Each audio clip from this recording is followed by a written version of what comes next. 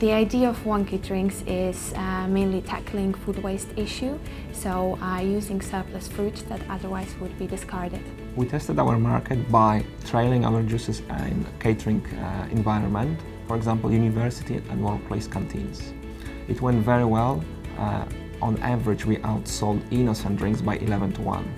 Branding is the most important part of our product because the customer actually firstly sees the product rather than just tasting it. We received a big support from Big Idea Wales. We took part in boot camp where we had a competition and we won a little bit of money. We also received support from mentors, and this is mainly marketing and financial support. Crowdfunding was very challenging for us. That was the first time, the first experience with this type of funding. We successfully raised £2,500, which enabled us to go further with the project. We are on a mission to create the most sustainable juice brand in Europe. Therefore, we tackled food waste. We reduced packaging waste by 70%, soon 90%.